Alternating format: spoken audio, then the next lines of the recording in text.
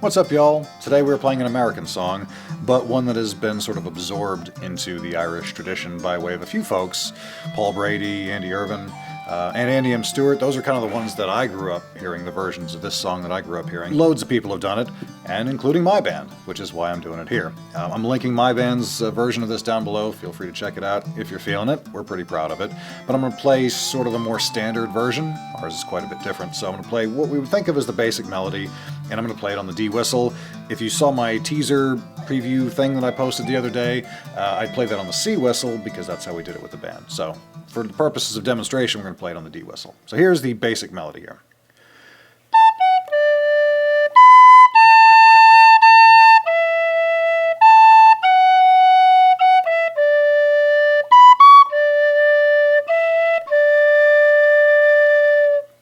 Quick note there, hopefully you caught it.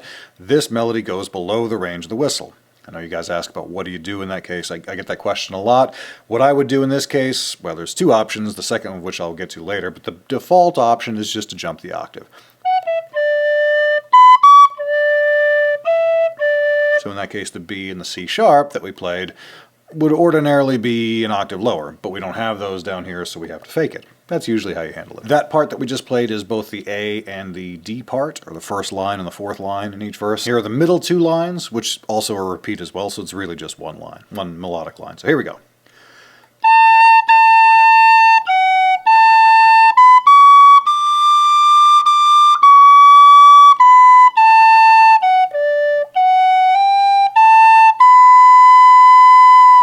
And then that whole line would repeat. And then we would play the first line again. So hopefully you've got all the notes really that you need. Now we can jump in and talk about some ornaments.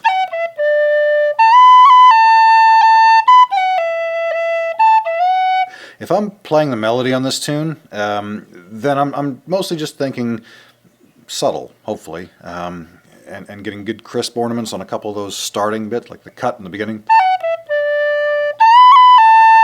And then really just a slide there and a simple cut to come out of it to combine a couple of things.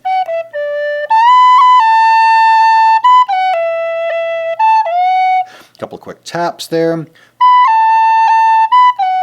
as I jump the rhythm there, I'm going from F sharp to E rather quickly. I'm almost using that F sharp as a grace note, but I'll also double tap it a little bit.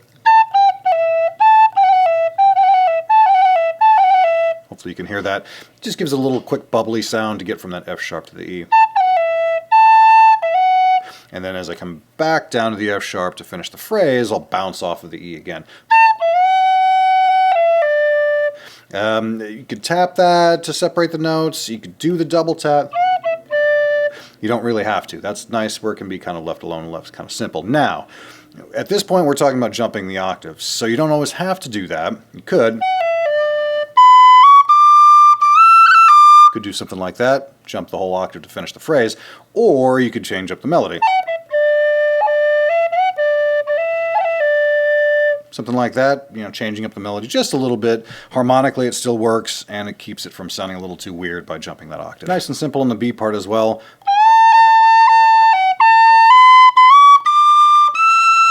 Really, the main thing I'm doing there is sliding off of those C sharps. That's my favorite, well, one of my favorite stupid whistle tricks. So I try to use it whenever it comes up because it doesn't really come up that often. And as I'm falling down, really landing on a B first and just sort of bouncing off that. You could tap that F sharp in that lower part of that phrase if you wanted to. Could do that bubbly ornament coming up to that from A to B. I don't think I played that ordinarily. It might be a bit much.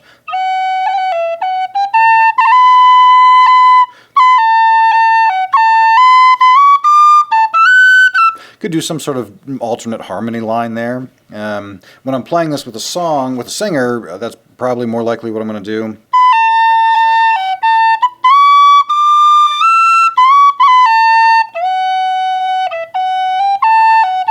I like to try to mix it up a little bit so I'm not doing the exact same line back to back, and you could do that by some of those arpeggio type things. Something like that where you're just moving the line a little bit, giving it a little bit more motion or just a bit of a harmony, that kind of thing. And then we go back around.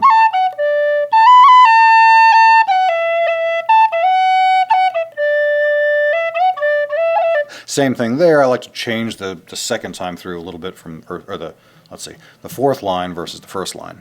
Because in theory the words are going to be a little bit different, so I like to change up the rhythm of the notes a little bit to hopefully match and give it some sort of character. Now the truth is, when I'm playing this with the band, I'm not playing the melody. There are a few things I dislike more than tin whistle accompanying vocal one-to-one, you know, duplicating the melody, because it's never quite exactly the same. It's never quite in tune. And that's okay, that's just one of the vagaries of the instrument. But as a harmony instrument, it sounds really pretty nice. So instead of just playing the same line out and duplicating that melody, we have this alternate, kind of bridgy background thing, so...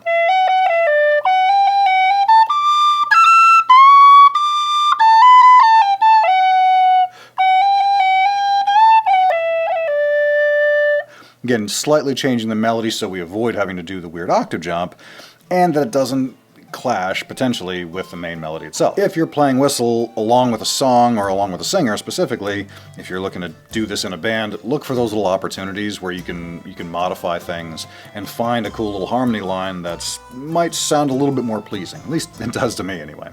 Let me know what y'all think of this. I think this is a great classic song. Check out the best versions of this that I've linked below.